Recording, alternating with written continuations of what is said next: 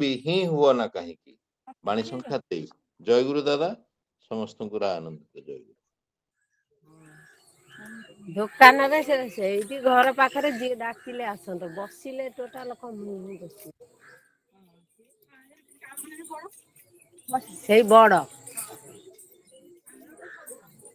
ସାନ ମୁଁ କହୁଛି ସେଇ ସାନ କରି ହେଇକି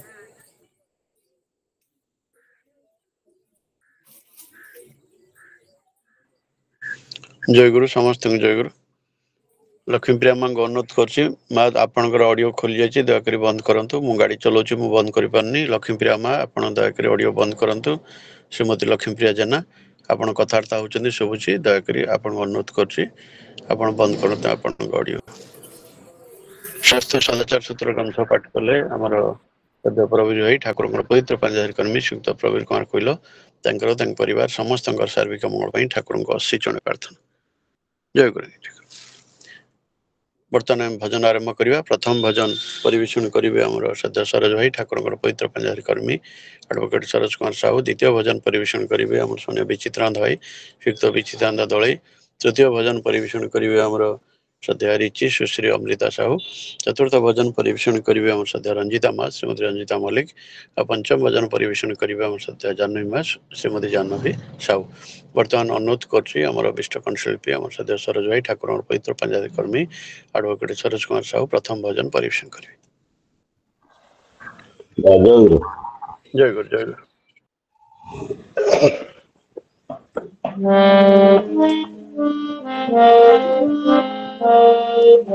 জীবন সাগরে না বাহু বাহু ঠেলি দেবে দিগরা। জীবন সাগরে না বাহু বাহু ঠেলি দেবে দিগরা। অকুଳରେ বেল কূଳର ସନ୍ଧାନ, କୂଳରେ ବେଲ କୂଳର ସନ୍ଧାନ। ତୁମେ ମୋର ଧ୍ରୁବ ତାରା। জীবন সাগরে না বাহু বাহু ঠেলি দেবে দিগরা। প্রেমময় তুমি দয়াল ঠাকুর প্রেমরে দেইছ ধরা। তুম সতনামে আশিসর ধর প্রীতি মন্দাকিনী ধারা। কোটি জনমর করো সরকারি মা, কোটি জনমর করো সরকারি মা। সমুদয় পরা জীবন সাগরে না বাহু বাহু।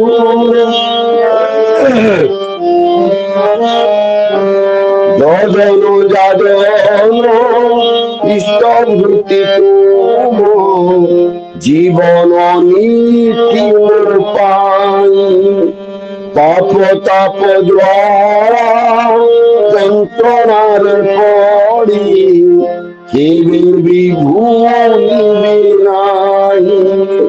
সংসার সাগরে অন্ধকারে, সংসার সাগরে অন্ধকারে তুমি জগৎ পরা। জীবন সাগরে না বাহু বাহু ঠেলি দেবে দিগরা। অন্ধা সংসারে অসার জীবন যেতে বেড়ে দিব ঝরি। সেই সতনাম পথর সংখ্যারি তুমি রাম কৃষ্ণ হরি। অরুণা সংসারে অসার জীবন যেতে বেড়ে জীব ঝরি সেই শতনাম পথর সংখ্যারি তুমি রাম কৃষ্ণ হরি জীবন দীপম নিবিড়ে জীবন দীপম নিবিড়ে তুমি পাশে থিব পরা জীবন সাগরে বাউ বাউ হেমি দেবে দিগরা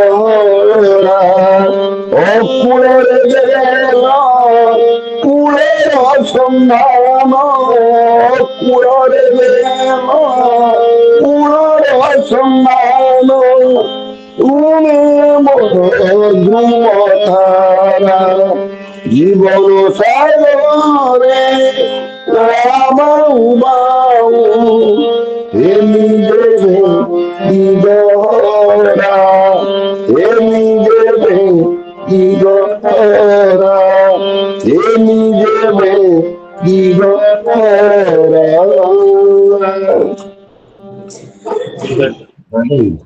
জয় গুরু জয় গুরু। খুব সুন্দর ভাবে আমার অভিষ্ট কণ্ঠশিল্পী আমার শ্রদ্ধেয় সରୋଜ ଭାଇ ଠାକୁରଙ୍କର ପବିତ୍ର ପଞ୍ଜାସୀ କର୍ମୀ ଆଡଭୋକେଟ ସରୋଜ କୁମାର ସାହୁ ଖୁବ ସୁନ୍ଦର ଭାବରେ ଏହି ଭଜନ ପରିବେଷଣ କଲେ। ତାଙ୍କର ତାଙ୍କ ପରିବାର ସମସ୍ତଙ୍କର ସାର୍ବିକ ମଙ୍ଗଳ ପାଇଁ ଠାକୁରଙ୍କ ସେଇ ଜଣେ ପ୍ରାର୍ଥନା। ଜୟ ଗୁରୁ। ବର୍ତ୍ତମାନ ପରବର୍ତ୍ତୀ ଭଜନ ପରିବେଷଣ କରିବେ ଆମର ଅନ୍ୟତମ ବିଷ୍ଟ କଣ୍ଠଶିଳ୍ପୀ ଆମର ସ୍ୱୟଂ ବିଚିତ୍ରାନନ୍ଦ ଭାଇ ଶ୍ରୀଯୁକ୍ତ ବିଚିତ୍ରାନନ୍ଦ ଦଳେଇ ପରବର୍ତ୍ତୀ ଭଜନ ପରିବେଷଣ କରିବେ। ଜୟ ଗୁରୁ। ଜୟ ଗୁରୁ ଆଜ୍ଞା। ଉପସ୍ଥିତ ସମସ୍ତଙ୍କୁ ରାନନ୍ତ ଜୟ ଗୁରୁ।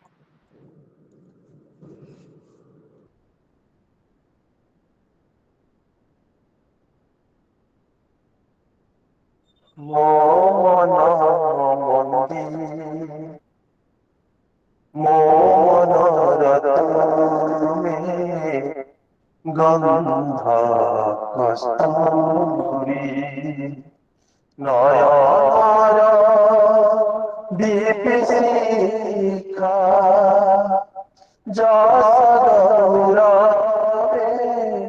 ମାନମାରେ ଯଶୋଦରେ ମାନମାରେ ତୁମେ ମୋ ବିଜୟ ପିତା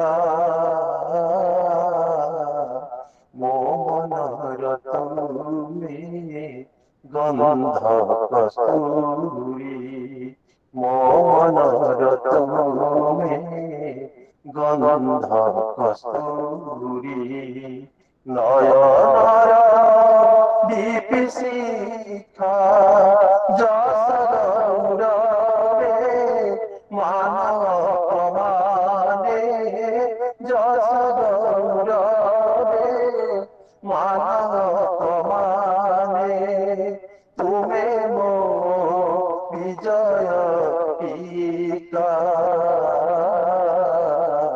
ମୋ ମନର ତୁମେ ଗନ୍ଧ କସ୍ତୁରୀ চেতনারে তুমি চিদানন্দ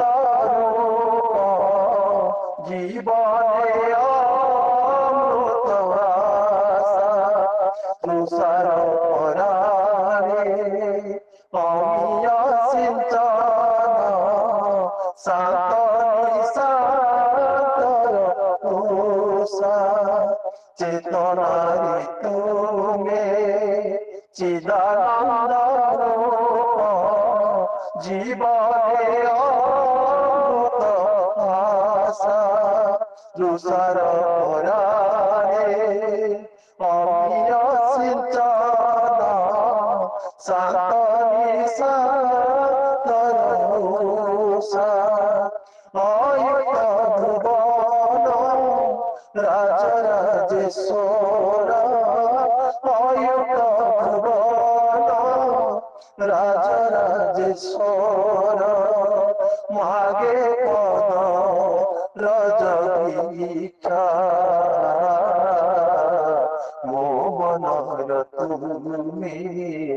গন্ধ কস্তুরী মোহনর তুমি গন্ধ কস্তুরী মরণ ময়ূরে প্রীতি মন্দাকিনী মর মর মনসী হে প্রিয় মরে না দেব চির মরণ মরুরে প্রীতি মন্দাকিনী মর মনসী হে প্রিয় মরে না দেব চির সৃজন ফল নিখিল জীবন সৃজন ফল নিখিল জীবন মুক্তির শিক্ষা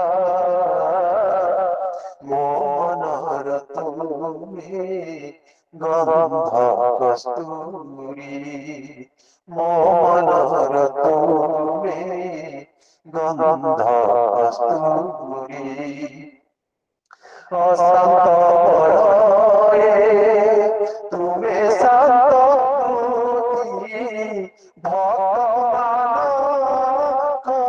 ভক্তমানসায় নিরুদ্ধ প্রাণ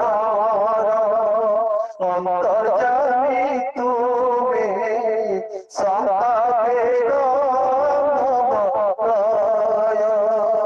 অশান্ত বলয়ে তুমি শান্তি ভক্তমানসায় নিরুদ্ধ প্রাণ অন্তর্যামী তুমি সন্তাপের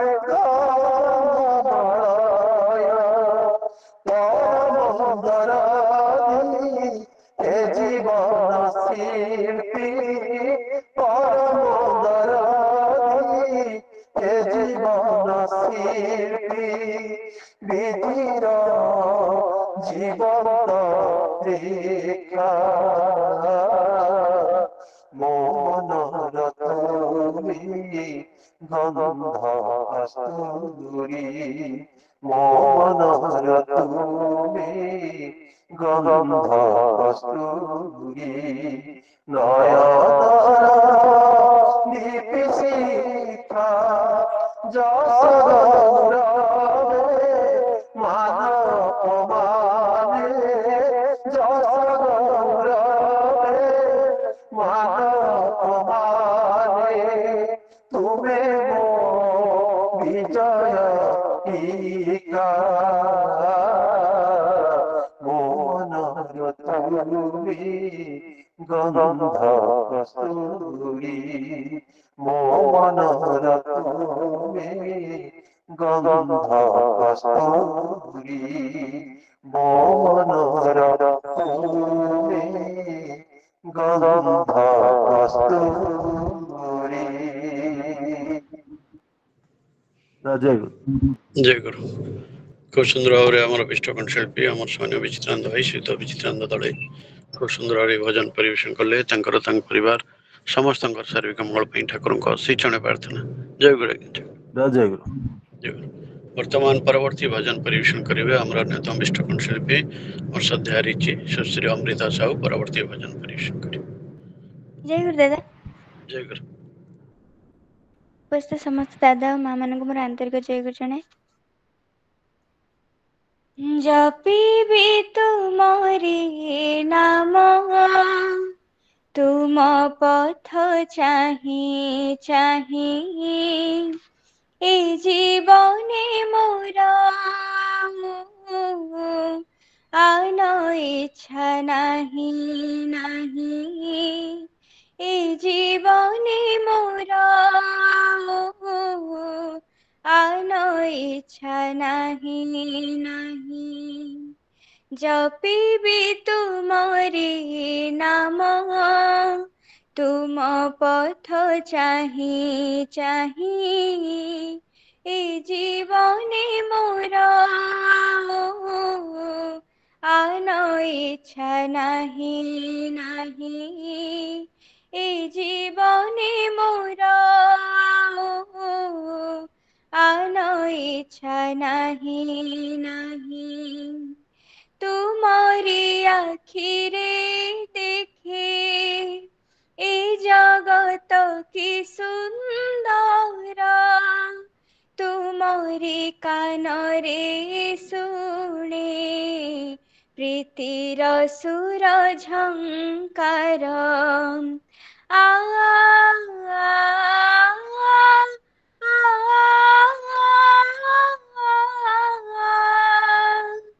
तुम्हारी आखिरे देखे ए जगत की सुंदर तुम्हारी कानरे शुणे प्रीतिर सुर झंकार बसी बसी निशिदिन भावरे हेबी मगन बसी बसी निशिदिन भावरे हेबी मगन हृदय दुआर खुला प्रभु हे तुमरे पाई ए जीवने मोर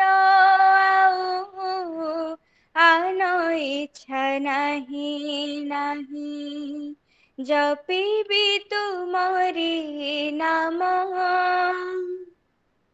तुमको पाइला दिनु सबु घर मोर घर तुमको देखिला दिनु केही आउनु हे पर आ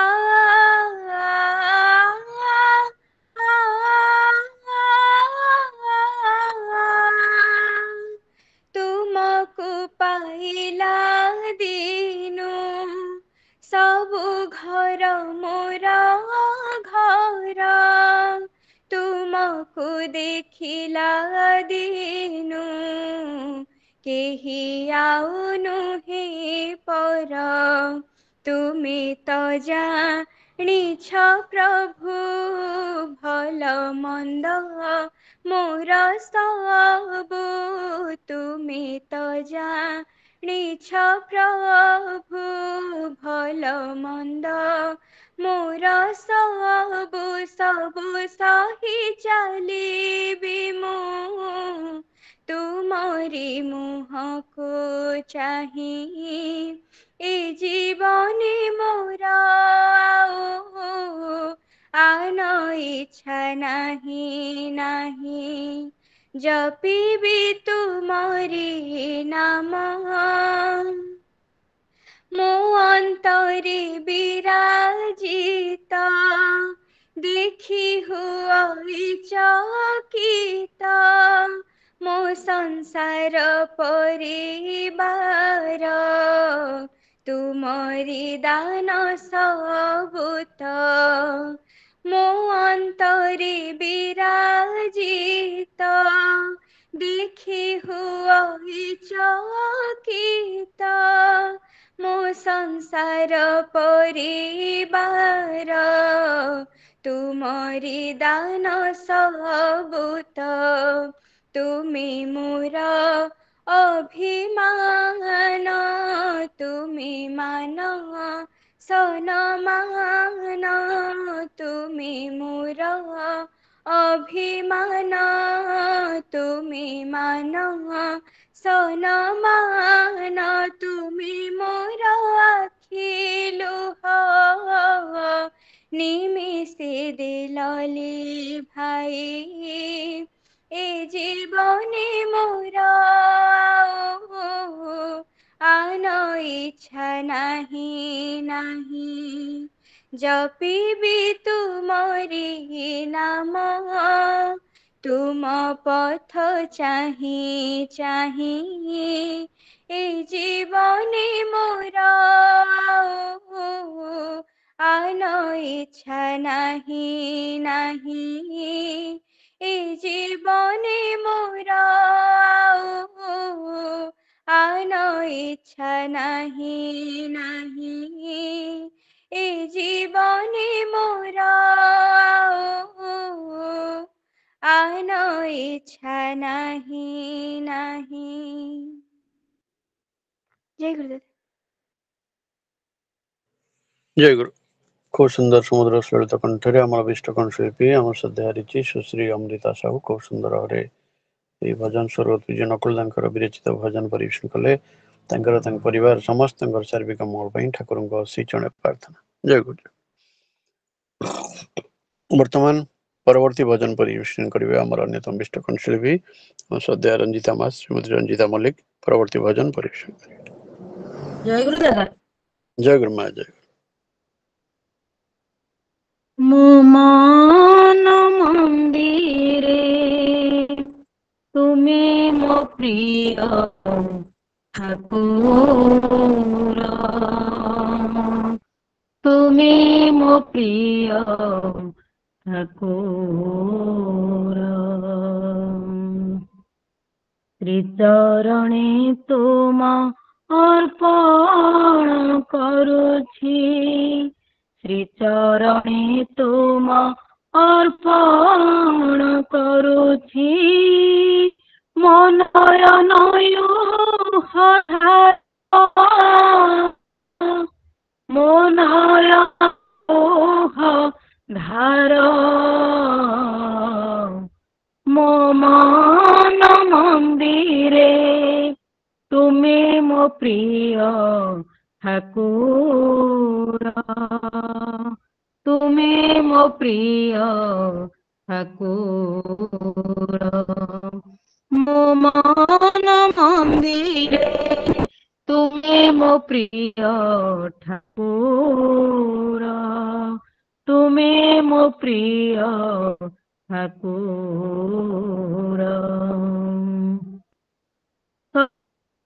इछि प्रभु हृदय सिंहासन तुमरी आसन पाई प्रेम श्रुधारे धोई देवी प्रभु तुम श्री चरण मोहि सजाइछि प्रभु हृदय सिंहासन तुमरी आसन पाई प्रेम श्रुधारे देवी प्रभु तुम श्री चरण मोहि भाव मोर फूल भक्ति मोर जल भाव मोर फूल भक्ति मोर जल बंदन मोरे न कर बंदन मोरे न कर मो मान मंदिरे तुमे मो प्रिय ठाकुर तुमे मो प्रिय ठाकुर श्रीचरणे तुम अर्पण करुछि श्रीचरणे तुम अर्पण करुछि मनयनय धार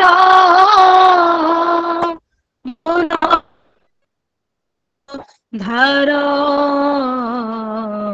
मो मान मंदिरे तुमे मो ठाकुर तुमे मो प्रिय ठाकुर दुख सागर रे भासुथिली जेबे कूଳରେ कोळे नेल जे दिनु पाइली तुम स्पर्श प्रभु बंचिबार बाट देल दुख सागर रे भासुथिली जेबे कोଳରେ कोळेଇ ନେଲ जे दिन पाइली तुम स्पर्श प्रभु बंचिबार बाट देल तुमे अछ बोली सबु मोर अछि तुमे अछ बोली सबु मोर अछि लोड़ा नहीं किछि मोर लोड़ा नहीं किछि मोर मो मन मंदिरे तुमे मो प्रिय ठाकुर तुमे मो प्रिय ठाकुर मो मन रे तुमे मो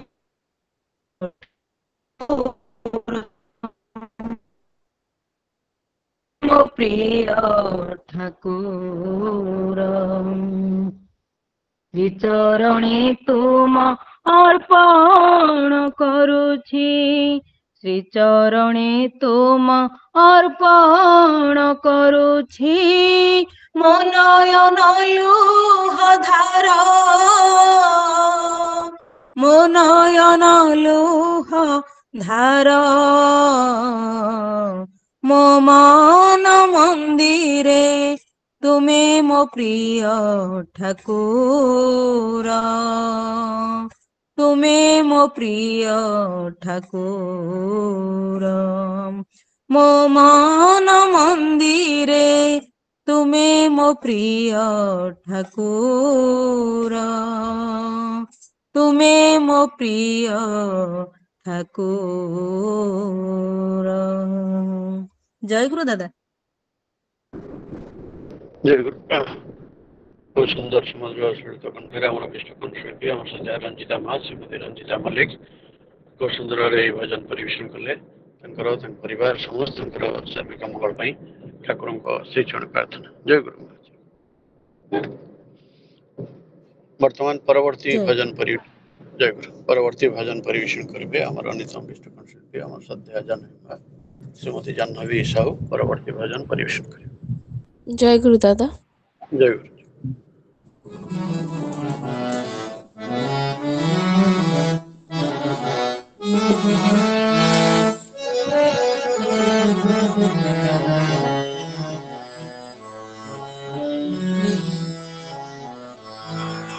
हो सबसे सुंदर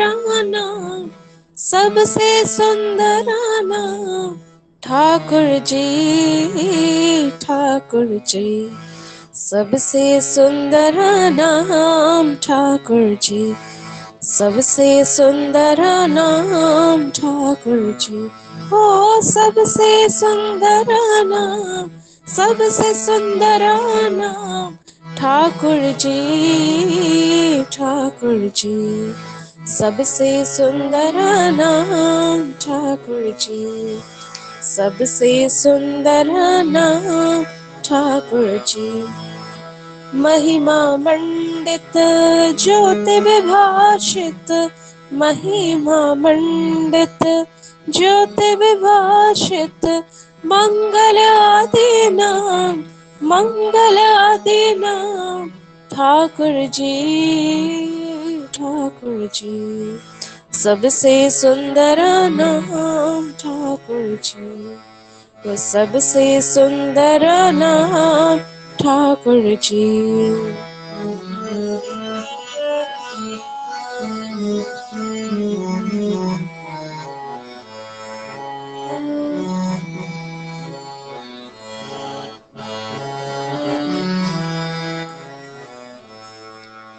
प्रेम स्वरूप त्रिभुवन भूप अमलाचल चिर परूप प्रेम स्वरूप त्रिभुवन भूप अमला ज्वल चिरापरूप जीवन कारण मन चित्त भावन जीवन कारण मन चित्त भावन ज्ञान गर्भितना ठाकुर जी वो सबसे सुंदर नाम ठाकुर जी सबसे सुंदर नाम ठाकुर जी।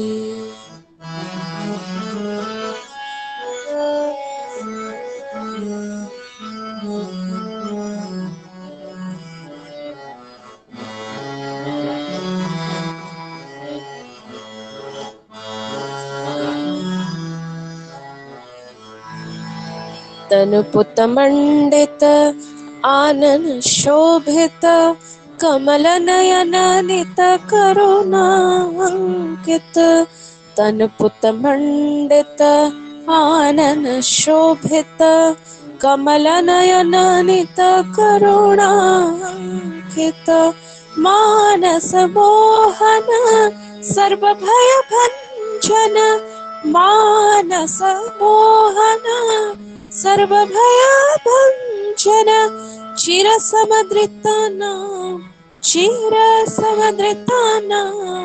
ठाकुर जी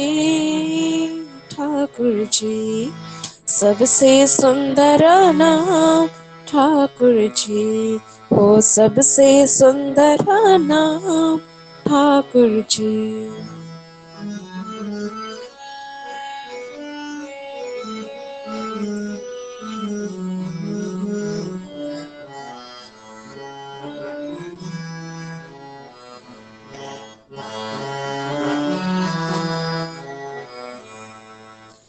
आनंद अनुपम आश्रय परम असीमानंत गुरु पुरुषोत्तम आनंद अनुपम आश्रय परम असीमानंत गुरु पुरुषोत्तम अलख निरंजन साधन कारण अलख निरंजन साधन कारण नित सुमिरन नाम ठाकुर जी सबसे सुंदर नाम ठाकुर जी सबसे सुंदर नाम ठाकुर जी हो सबसे सुंदर नाम सबसे सुंदर नाम ठाकुर जी सबसे सुंदर नाम ठाकुर जी सबसे सुंदर नाम ठाकुर जी। महिमा मंडित ज्योति विभाषित महिमा मंडित ज्योति विभाषित मंगल आदि नाम ठाकुर जी सबसे सुंदर नाम ठाकुर जी हो सबसे सुंदर नाम ठाकुर जी हो सबसे सुंदर नाम ठाकुर जी। जय गुरुदाता। जय गुरु। खूब सुंदर समुद्र सलित कंठरे आम विष्ट कंठशिल्पी आम श्रद्धा जाह्नवी मास श्रीमती जाह्नवी साहू खूब सुंदर भाव भजन परिवेशन कले परिवार समस्त शारीरिक मंगल ठाकुर श्रीचरण प्रार्थना। जय गुरु। वर्तमान कीर्तन परिवेशन करेंगे आमर सामान्य शरदा ठाकुर सप्रतिनिधि इंजीनियर शरद कुमार दास एवं परिवार कीर्तन परिवेशन करेंगे। दादा जय गुरु दादा शुभुची जय गुरु हाँ शुभ जय शुभ ठाकुर चरण रे कीर्तन चेष्टा कर श्री श्री गुरु पुरुषोत्तमाय प्रेमानंदे হরি বল। নিতাই গৌর সীতানাথ প্রেমানন্দে গৌর হরি বল। প্রাণারামং নিখিল জনকং সর্বশেষাবতারং বিশ্ব প্রেমানং পুলকিততনুং বিশ্বজীবানুকুলং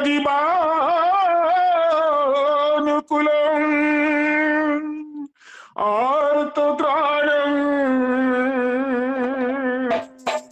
পরম শিবদং সন্তর্পাভিরামং রাধা স্বামী তমহীবধরং সদ্গুরুং ত্বাং নমামি।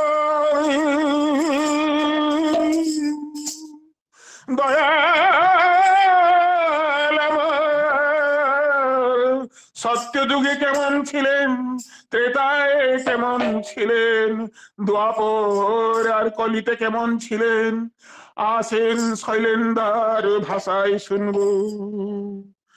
তুমি যুগ অবতার আনন্দ পারাবার, সুন্দর রূপ মধুময়। তুমি যুগ অবতার আনন্দ পারাবার, সুন্দর রূপ মধুময়।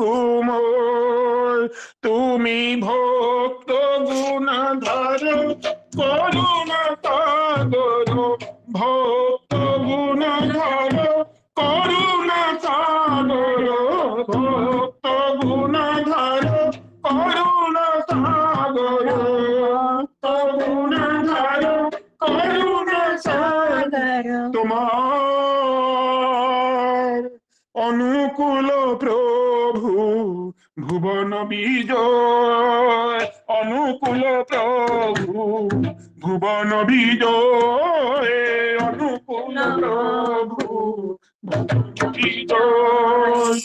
মধুময় মধুময় মধুময় মধুময় মধুময় মধুময় মধুময় মধুময় প্রাণময় প্রাণময় মধুময় মধুময় প্রাণময় প্রাণময় মধুময় মধুময় মধুময় মধুময় মধুময় মধুময় মধুময় মধুময় মধুময় মধুময় প্রাণময় প্রাণময় মধুময় মধুময় প্রাণময় প্রাণময় মধুময় প্রাণময় প্রাণময় মধুময় মধুময় প্রাণময় প্রাণময় মধুময় মধুময়।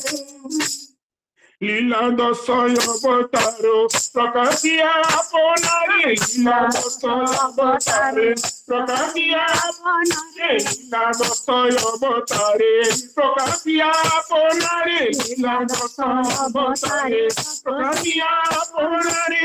মৃগ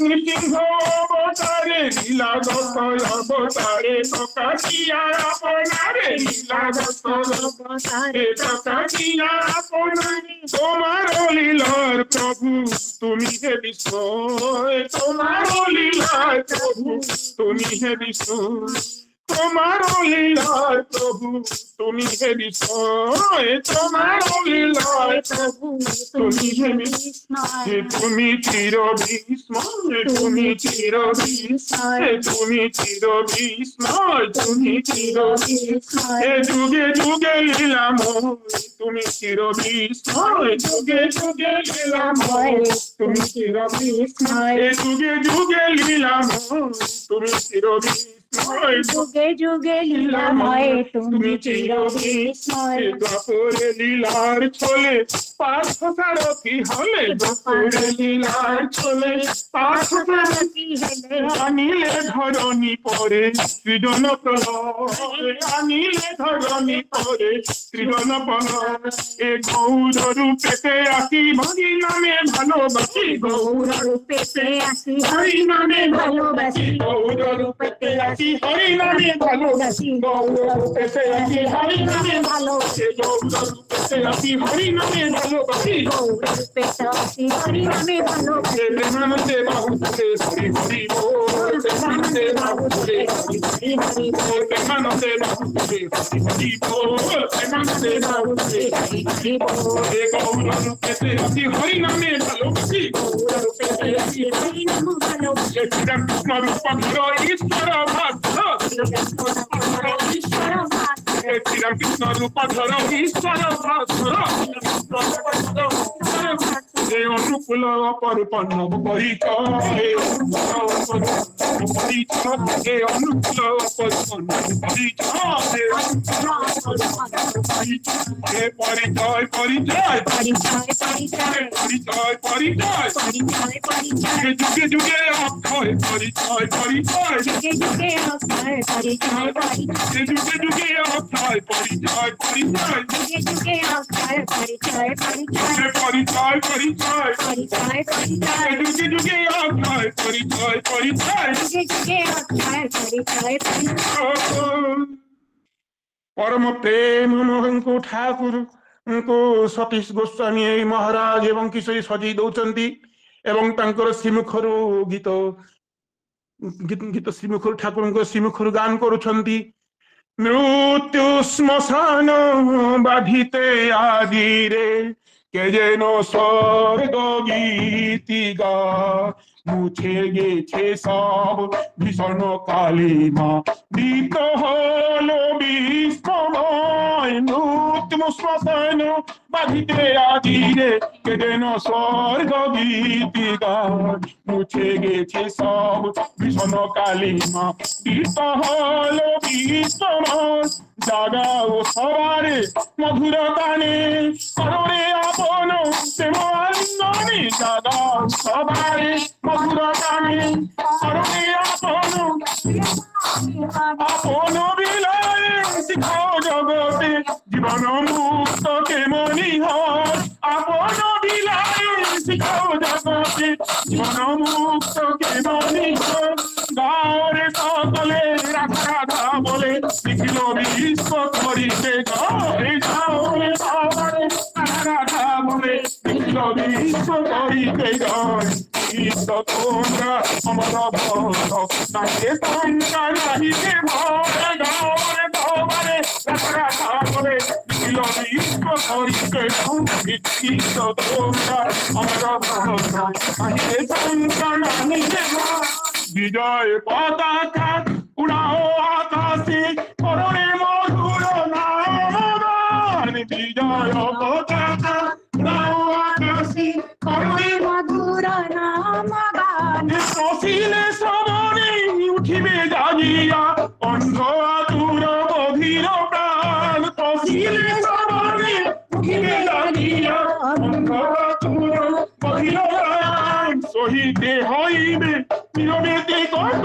সহিতে হইবে নীরবেতে কত সমাজের অপমান শত সহিতে হইবে নীরবেতে কত সমাজের অপমান শত চরণে দলিয়া বীরের মতো বসিবে শুধু তাহারি গান চরণে দলিয়া বীরের মতো বসিবে শুধু তাহারি গান আশিস হৃদয়ে ধরিয়া সাগরে আজি বীরের সাদ আশিস হৃদয়ে ধরিয়া সাগরে আজি বীরের সাদ প্রেম সিন্ধু আজি উঠুকু ছুলি প্রেমানন্দে করমান প্রেম সিন্ধু উঠুকু ছুলি তোমাদের এই করমান গাঁরে সকলে রাধা রাধা বলে বলে বলিতে যাও নিখিল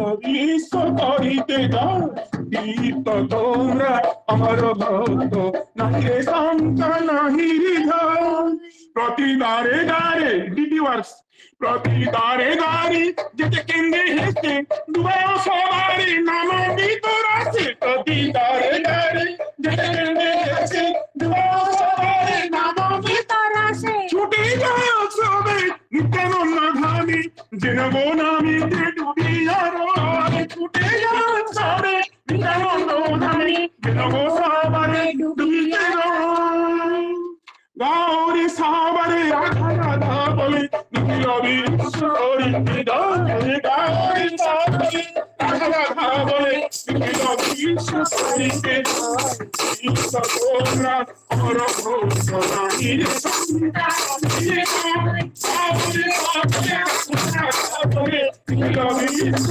করিতে যাও তীর্থ তোমরা আমার ভক্ত নাহি শঙ্কা নাহি হৃদয় রাধা বল রাধা বল রাধা বল রাধা বল রাধা বল রাধা বল রাধা বল আর নাই বলা বল রাধা বল রাধা বল আর নাই বলা বল রাধা বল রাধা বল রাধা বল রাধা বল রাধা বল রাধা বল আর নাই বলা বল রাধা বল রাধা বল নাই বলা বল রাধা বল রাধা বল রাধা বল রাধা বল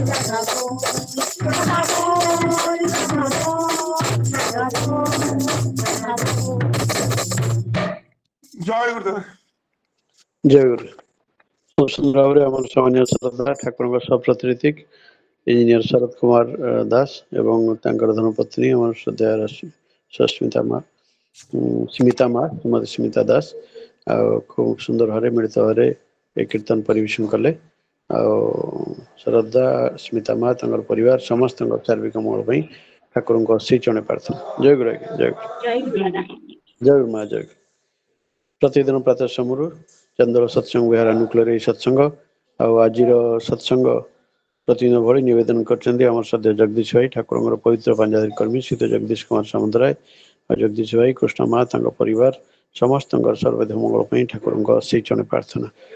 ତତ୍ସହିତ ସତ୍ସଙ୍ଗ ନିବେଦନ କରିଛନ୍ତି ଆମର ସମ୍ମାନୀୟ ମାଧର ଭାଇ ଶ୍ରୀଯୁକ୍ତ ମାଧର ଦାସ ତାଙ୍କର ସ୍ୱର୍ଗତ ପିତୃଦେବ ବୃନ୍ଦାବନ ଦାସଙ୍କର ଶ୍ରାଦ୍ଧ ଉପଲକ୍ଷେ ଠାକୁରଙ୍କ ଶ୍ରୀ ଚଣ୍ଡୀ ସେହି ସ୍ୱର୍ଗତ ଆତ୍ମାଙ୍କର ସଦ୍ଗତି ପ୍ରାର୍ଥନା ଜଣାଇ ସହିତ ମାଧର ଭାଇ ସବିତା ମା ତାଙ୍କର ପରିବାର ସମସ୍ତଙ୍କର ସର୍ବଦେହ ମଙ୍ଗଳ ପାଇଁ ଠାକୁରଙ୍କ ଶ୍ରୀ ଚରଣରେ ପ୍ରାର୍ଥନା।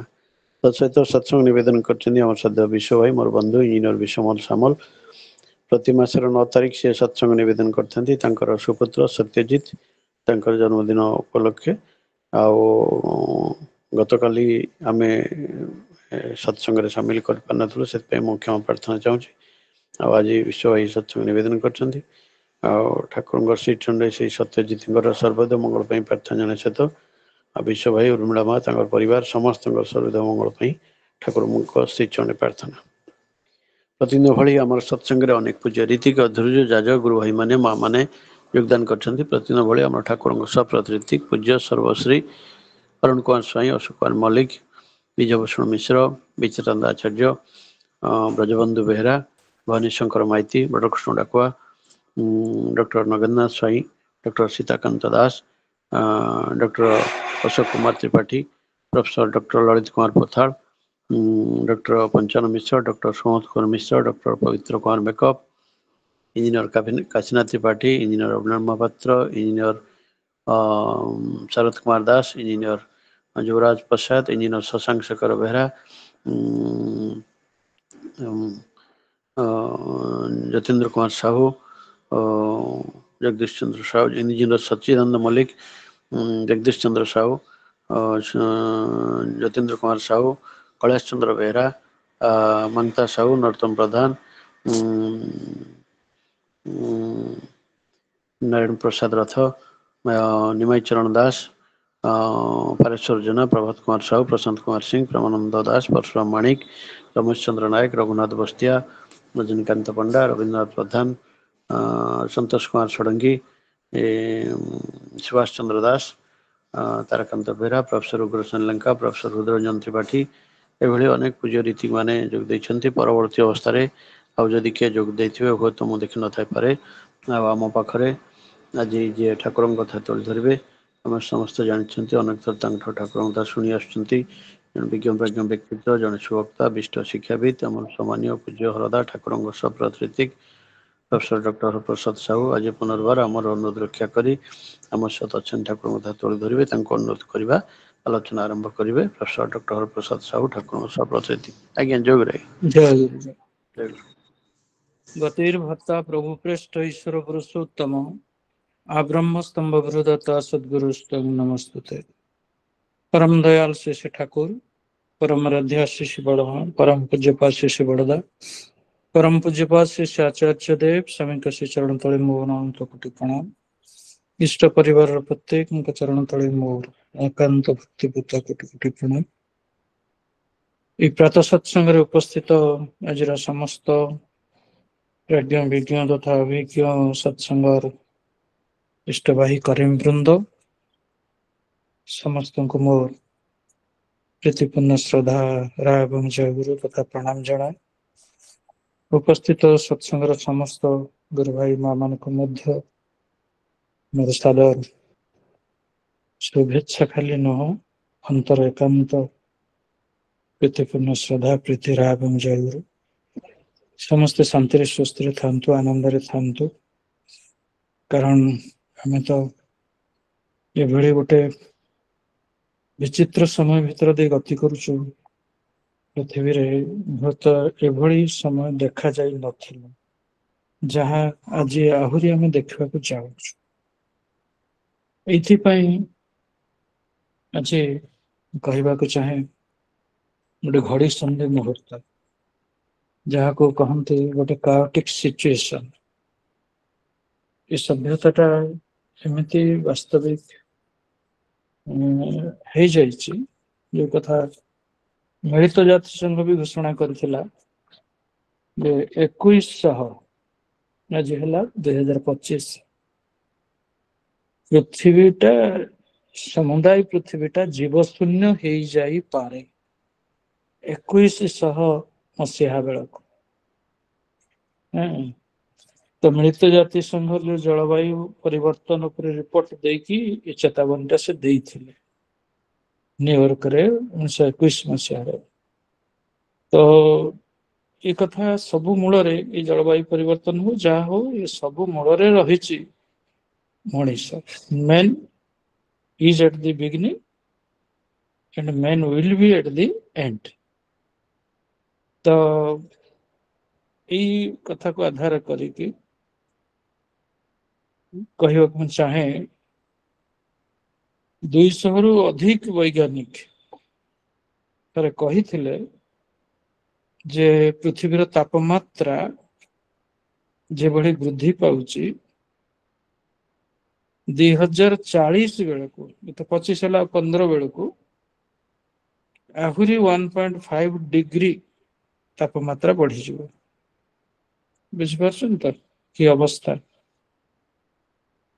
तो 2015 पेरिस राजीनामा अनुसार जलवायु परिवर्तन मुकाबला पाई पृथ्वी तापमात्रा को कमेवा दरकार बोलिकी ह्रास करिया उचित बोलिकी समस्त मत व्यक्त करथिले से पेरिस राजीनामा अनुसार। ता जदि न हुए सब किछि उलट पालट हे जीव।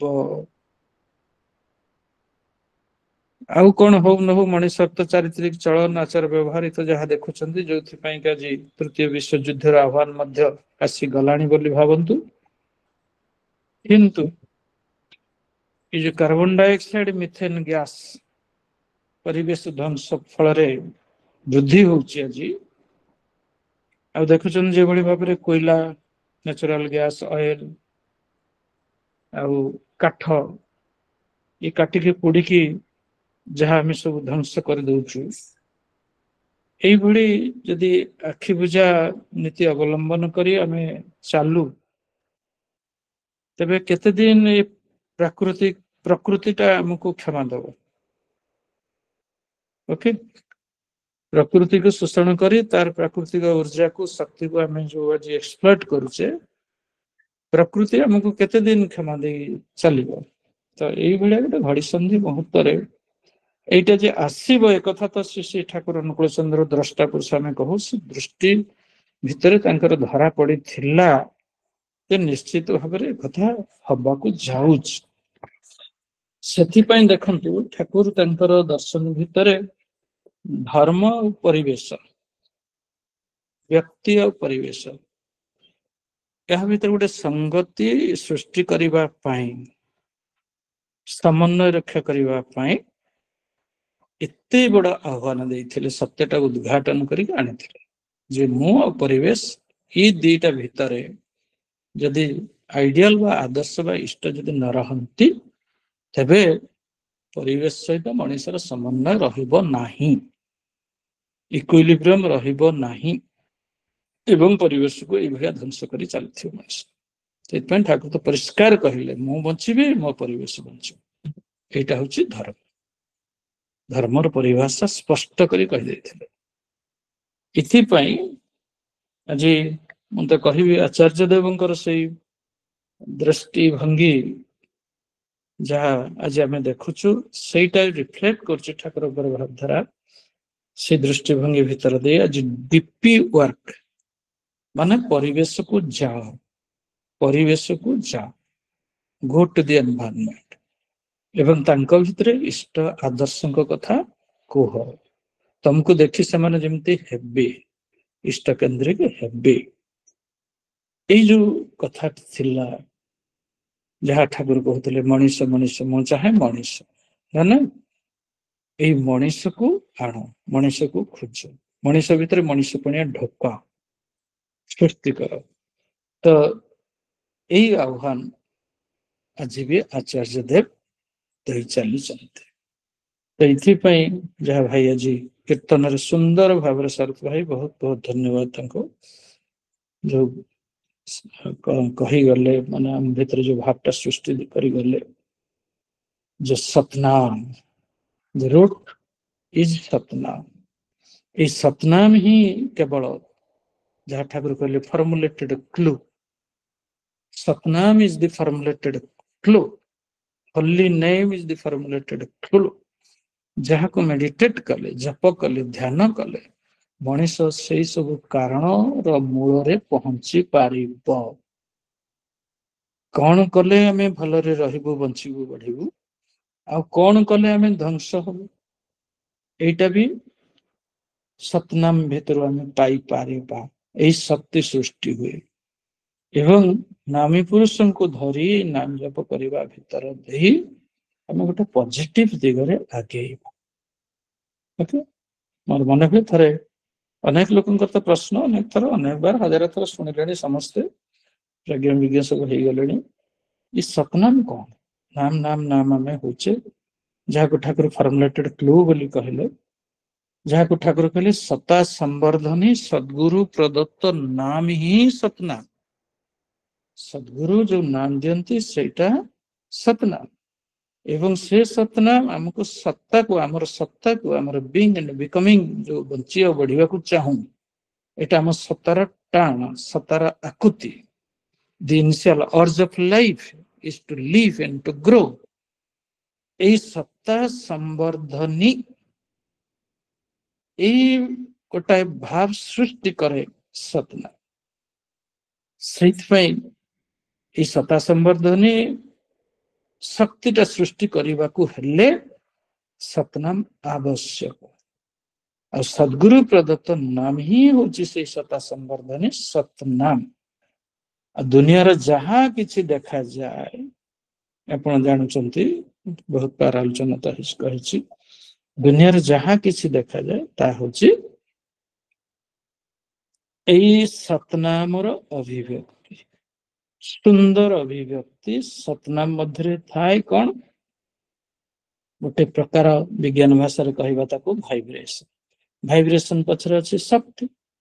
ତେଣୁ ଦୁନିଆରେ ଯାହା କିଛି ଦେଖୁଛନ୍ତି, this is nothing but manifestation of that ଶକ୍ତି ଅର ଭାଇବ୍ରେସନ। ଓକେ, ତେଣୁ ସେଇ ସତନାମ ଯଦି ନାମୀଙ୍କ ପ୍ରତି ଅନୁରାଗ ସହକାରେ ଆମେ କରୁ, ତେବେ କଣ କରିବା, କଣ କୋଉଠି କଣ ପହଞ୍ଚିବା? ଆମେ ଖାଲି ନାମ ନାମ କହୁ, ନାମ ବିଷୟରେ ବହୁତ ଆଲୋଚନା କରୁ, ନାମ ଦୀକ୍ଷା ଭିତରେ ପାଇଯାଉ, କିନ୍ତୁ ନାମୀଙ୍କ ପ୍ରତି ଯଦି ଅନୁରାଗ ନାହିଁ ତେବେ ଖାଲି ନାମଟା ପାଇଗଲେ କଣ ହବ? ଅନୁରାଗ ସହକାରେ ନାମ କଲେ, ଅନୁରାଗ ମାନେ ଅନୁରଞ୍ଜିତ, ଅନୁ ଉପସର୍ଗ ରଞ୍ଜ ଧାତୁ, ରଞ୍ଜ ଧାତୁ ମାନେ ରଙ୍ଗୀନ ହବା, କଲର୍ଡ ହବା। ଯୋଉ ଗୁରୁ ବା ନାମୀ ପୁରୁଷଙ୍କୁ ଧରିଛୁ ତାଙ୍କ ରଙ୍ଗରେ ରଙ୍ଗୀନ ହବା, ତାଙ୍କର ସବୁ କିଛି ଆଉ ସବୁକୁ ଫର୍ଗୁ କରିଦେଇ ମୋର ବୋଲି ଯାହା କେବଳ ତାଙ୍କରି ରଙ୍ଗରେ ରଙ୍ଗୀନ ହେଇଯିବା। ତାଙ୍କରି ଚିନ୍ତା, ତାଙ୍କରି ଚଳନ, ତାଙ୍କର ଚାହାଣୀ, ତାଙ୍କର ଠାଣି, ତାଙ୍କରି କଥାବାର୍ତ୍ତା, ଆଚାର ଆଚରଣ ସବୁ କିଛି ନିଜ ଭିତରେ ପ୍ରକଟ କରିବା, ସେଇଟା ହଉଛି ଅନୁରାଗ। ଏ ନାମଙ୍କ ପ୍ରତି ଅନୁରାଗ ସହକାରେ ନାମ କଲେ ନାମ ମୂଳରେ ଯାଇକି ଆମେ ପହଞ୍ଚି ଯିବା, ତା ନହେଲେ ମୂଳରେ ପହଞ୍ଚି ହବ ନାହିଁ। ଆଉ ଯେତେବେଳେ ଆମେ ପହଞ୍ଚି ଯିବା ନାମ କରୁ କରୁ ନାମୀଙ୍କ ପ୍ରତି ଅନୁରାଗ ସହକାରେ, ସେତେବେଳେ ଯାଇକି ଆମ ଭିତରେ ଗୋଟେ ସର୍ବଜ୍ଞତ ବୀଜ, ଅର୍ଥାତ୍ ସବୁ ମୁଁ ଜାଣେ ବା ଜାଣିପାରେ, ଜାଣିପାରୁଛି, ସବୁ କିଛି ବୁଝିଉଛି, ହ୍ୱାଟ ଇଜ ହ୍ୱାଟ, ଏଇଟା ସର୍ବଜ୍ଞତ ବୀଜ କହୁ। ଏଇ ବୀଜଟା ସ୍ଫୁରଣ, ଯେମିତି ମଞ୍ଜିଟା ଭିତରେ, ବୀଜ ଭିତରେ ଗଛଟା ଲୁଚିକି ଥାଏ, ଲାଟେଣ୍ଟ ହେଇକି ଥାଏ, latent potentiality of becoming a tree, ଏଇଟା ମଞ୍ଜି ଭିତରେ ଥାଏ। କିନ୍ତୁ ସେ ଲାଟେଣ୍ଟ ପୋଟେନ୍ସିଆଲିଟିଟା, ସୁପ୍ତ ସମ୍ଭାବନାଟା କେମିତି ଜାଗ୍ରତ ହବ, କେମିତି ସେଠି ଗୋଟେ ବିରାଟ ବୃକ୍ଷ ହବ ଟିକେ ମଞ୍ଜିଟାର, ସେଇଟା ଆପଣ ଜାଣିଛନ୍ତି କେମିତି ହୁଏ ନା? ଠିକ ମାଟିରେ ଉପଯୁକ୍ତ ଉର୍ବର କମ୍ପାଟିବଲ ଯୋଉଟା ହବ ତାକୁ, ସେଇ ପ୍ରକାର ମାଟି ଭିତରେ ତାକୁ ଯୋଡ଼ିବାକୁ ହବ, ସେ ମଞ୍ଜିଟା ଯୁକ୍ତ ହବାର ହବ, ତେବେ ଯାଇକି ସେଠିରୁ ଥିବା ମଞ୍ଜିରେ ଥିବା ସମ୍ଭାବନାଟା ସମ୍ଭବ ହବ। ଠିକ ସେମିତିକା ଆମେ ଆମ ଭିତରେ ଯୋଉ ସର୍ବଜ୍ଞତ୍ଵ ବୀଜ, ସବୁ କିଛି ଜାଣିପାରିବା, କୋଉଟା ହଉଛି କଣ ହଉଛି, ଏଇଟା କରୁଛି ଖରାପ କାମ, ସେଇଟା କରୁଛି ଭଲ କାମ, ଏଇ ଯୋଉ ଜାଣିବା ଦୁନିଆର ଯାହା କିଛି, ଏଇ ସର୍ବଜ୍ଞତ ବୀଜ ଯାହା କହିଗଲି, ତାକୁ ଜାଣିବାକୁ ହେଲେ ନାମୀ ସହିତ, ନାମୀ ପ୍ରତି ଅନୁରାଗ ରଖି ନାମ କରିବା ଦରକାର। ଦେଲେ ଏମିତି ସମୟ ଆସିବ, ସେଇଭଳି କରିକି ସବୁ କିଛି ଜାଣି ହବ। ଆଉ ଶ୍ରୀ ଶ୍ରୀ ଠାକୁର କହିଲେ, ଶରଦାଙ୍ଗରେ ପ୍ରଶ୍ନ ଥିଲା ଯେ ବିହିତ ଭାବରେ ନାମ ଜପ କରିବା ଦରକାର, ଯେମିତି ଆମକୁ ବତେଇ ଦିଆଯାଇଛି। ନାମ ଜପ ଖାଲି କଲେ ହବନି, ନାମ ଜପ ସଙ୍ଗେ ଧ୍ୟାନ ଦରକାର, ଆଉ ଧ୍ୟାନ ସଙ୍ଗେ ଅନୁରାଗ ଦରକାର, ଆଉ ଅନୁରାଗ ସଙ୍ଗେ ଆବଶ୍ୟକ ଚରିତ୍ର ନିୟନ୍ତ୍ରଣ। ଖାଲି ଫଟକିନା କହିଦେଇ ସାରିଦେଲେ ହବ, ଏଇ କେତେଟା କଥାରେ କନସେଣ୍ଟ୍ରେସନ କରିବାକୁ ହବ। ନାମ ଜପ କରିବା ସାଥିରେ ଧ୍ୟାନ କରିବା ଦରକାର। କି କେତେ ସମୟ ଧ୍ୟାନ କରୁଛୁ କହିଲେ? ଫଟକିନା ସତ୍ସଙ୍ଗ ଆଜି ଆସିଗଲୁ, କେତେ ଘଣ୍ଟା ଆଜି କେତେ ସମୟ ଧରି ଧ୍ୟାନ କରିଛି? ଆପାତତଃ ଆଚାର୍ଯ୍ୟ ଦେବ କହୁଛନ୍ତି ମିନିମମ୍ 10 ମିନିଟ୍ ତ କର, ହଉଛି ଧ୍ୟାନ? ଏଇ ନାମ ଜପ ସଙ୍ଗେ ଧ୍ୟାନ ଦରକାର, ଧ୍ୟାନ ସଙ୍ଗେ ଅନୁରାଗ ଦରକାର, ଅନୁରାଗ ଅନୁପୁରୁଷ ରନ୍ଧା ଯାହା କହିଲେ, ଅର୍ଥାତ ନାମୀ ପୁରୁଷଙ୍କୁ କେନ୍ଦ୍ର କରି, ନାମୀ ନାମୀ ନାମୀ କେବଳ ନାମୀ, ଆଉ ଅନୁରାଗ ସାଥିରେ ଆବଶ୍ୟକ ଚରିତ୍ର ନିୟନ୍ତ୍ରଣ। ସବୁ କିଛି କରୁଛି ବୋଲି କହୁଛି, ଦେଖିଲା ବେଳକୁ ମୋ ଚରିତ୍ର ନିୟନ୍ତ୍ରଣ ହଉ ନାହିଁ, ଯାହା ଥିଲି ସେଇଆ।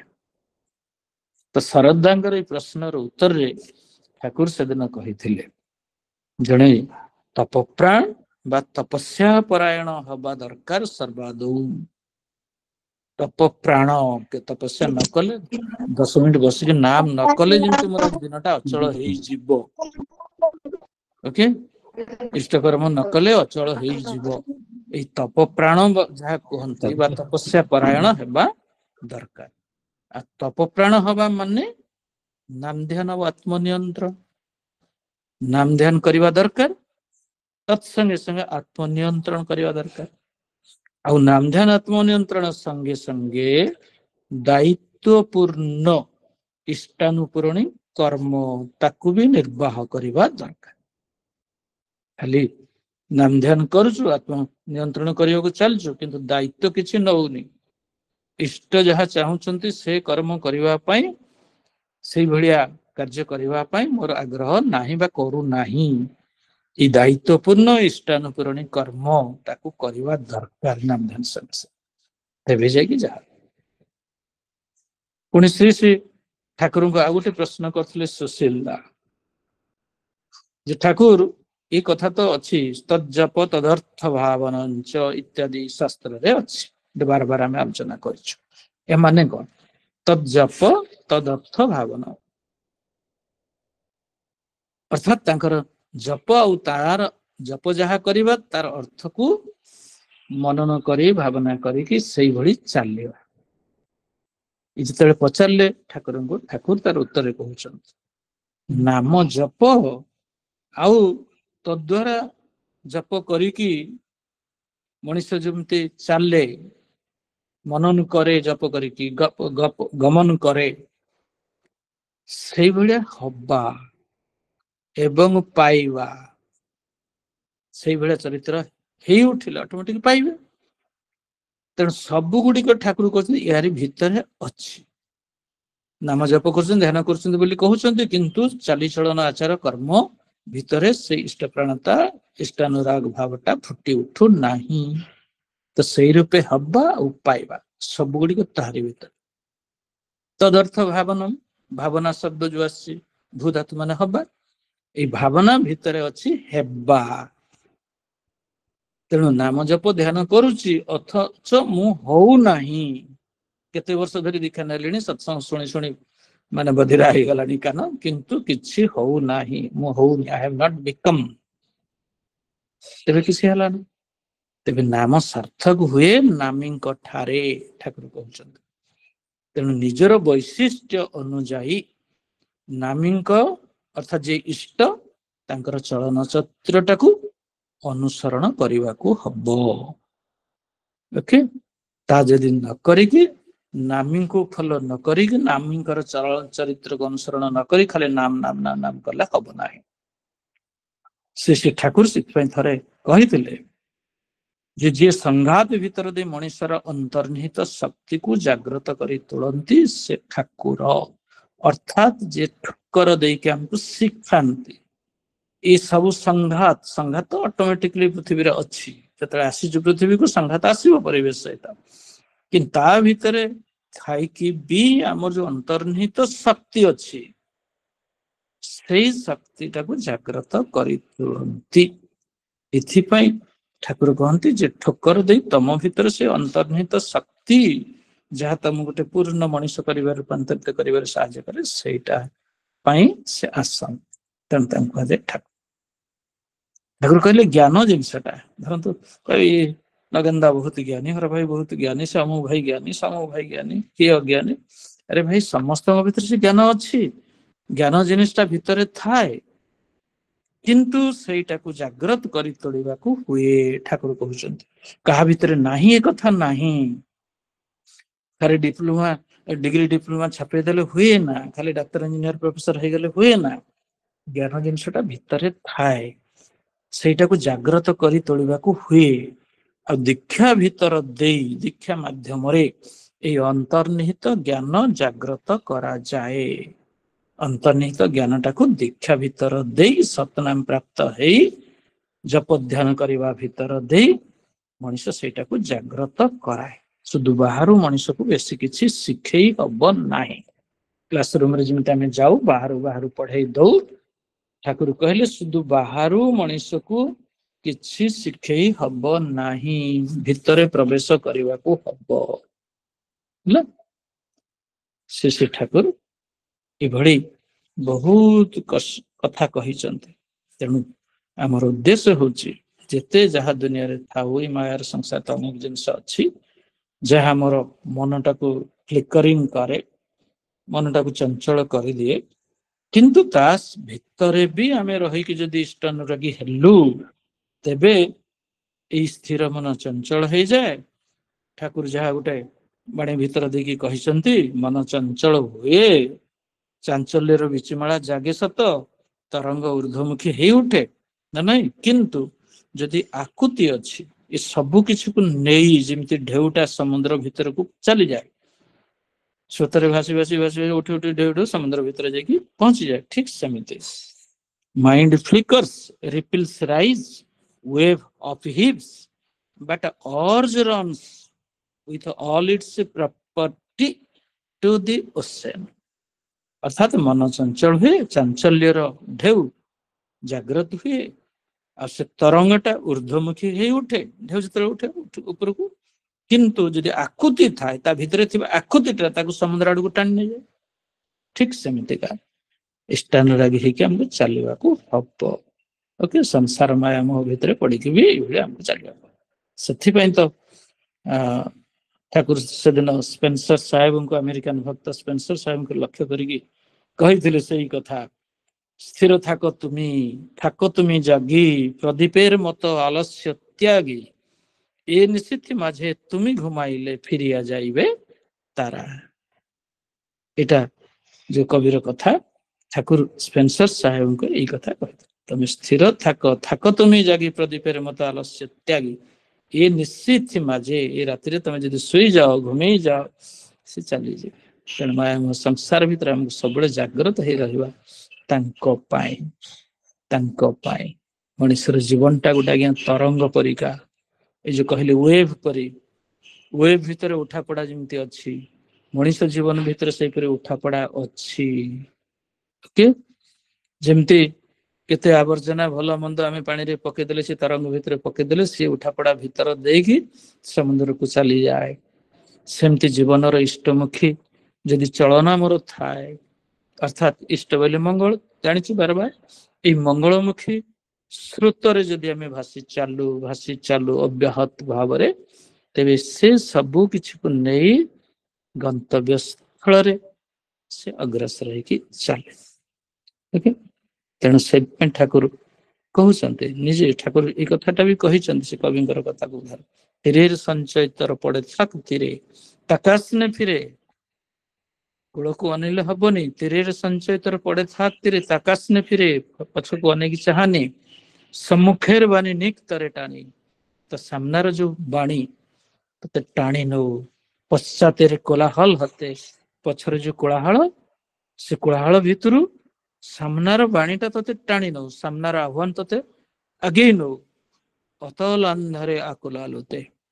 ବୁଝିଲ, ଯେମିତି ସବୁ ପ୍ରକାର ମଇଳା ଆବର୍ଜନା ଆସିକି ନଦୀର ସ୍ରୋତରେ ପଡି ଯାଉଛି, କିନ୍ତୁ ନଦୀ ସ୍ରୋତଟା ଅଟକୁନି, ସେ ଯାଉଛି ସମ୍ମୁଖରେ ବାଣୀ ନିକ୍ତରେ ଟାଣି, ତାର ସ୍ୱର ସମୁଦ୍ର ଆଡକୁ ସେ ବହି ଚାଲିଛି ସବୁ କିଛିକୁ ନେଇକି।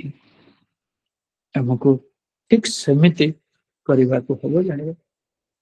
ଯାହା ହଉ, ଏଇଥିପାଇଁ ପ୍ରିୟ ପରମଙ୍କର ସେ ଯୋଉ କଥା ତାକୁ ବାସ୍ତବାୟିତ କରିବା, ଆଜି ଯେଉଁଭଳି ଭାବରେ ଆଚାର୍ଯ୍ୟ ଦେବ ନିର୍ଦ୍ଦେଶ ଦେଇଛନ୍ତି, ଯାଅ ପରିବେଶକୁ, ଠାକୁର ସହଜ ଭାବରେ କହିଲେ ଯାଜନ କର, ଯାଜନ ହେଲା, ବାହାରକୁ ଯାଅ, ଅନ୍ୟଙ୍କ ଭିତରେ ସେ ଇଷ୍ଟ କଥା, ଆଦର୍ଶଙ୍କ କଥା, ଜୀବନ ବୃଦ୍ଧିର କଥା, ପ୍ରକୃତ ଧର୍ମର କଥା, ବଞ୍ଚିବା ବଢିବାର କଥା, ଏଇଟା ଶୁଣାଅ, ଲୋକଙ୍କ ପାଖରେ ପହଞ୍ଚେଇ ଦିଅ। ଖାଲି ଶୁଣେଇଲେ ବି ହବନି ଭାଷଣ ଦେଇକି, ତାକୁ ବାସ୍ତବତା ଭିତରେ ନିଜ ଦେହରେ ଫୁଟେଇକି ତାଙ୍କ ପାଖରେ ସେଟା ସ୍ପଷ୍ଟ କର।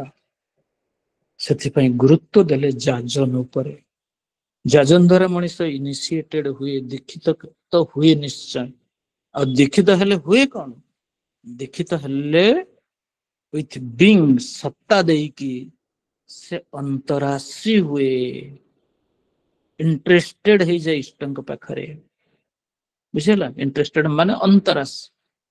ଖାଲି ଇଣ୍ଟରେଷ୍ଟେଡ ମାନେ ସତ୍ସଙ୍ଗଟା ହଉଛି, ମଜା ଲାଗିଲା, ଭଲ ଭଜନ କୀର୍ତ୍ତନ ଖାନା ପିନା ଅଛି, ଚାଲ ଯିବା ଚାଲ, ଏମିତି କଥା କହିଲେ ହବନି। ସତ୍ତାଟା ଯେମିତି ତାଙ୍କଠି ଅନ୍ତରାଶୀ ହେଇ ଉଠେ। ତେବେ ଯେତେ କାମ ହଉ, ଆମର ପ୍ରଥମ ମୁଖ୍ୟ କାମ ହେଲା ଯାଜନ।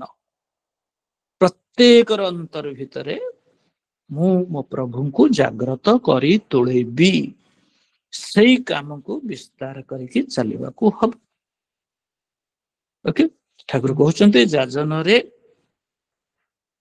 ବା ଯାଜନ କରିବା ଭିତରେ ଦେଇ ତମମାନଙ୍କୁ ଏ ଜଗତର ହାୱାଟାକୁ ଘୋରେଇ ଦବାକୁ ହବ।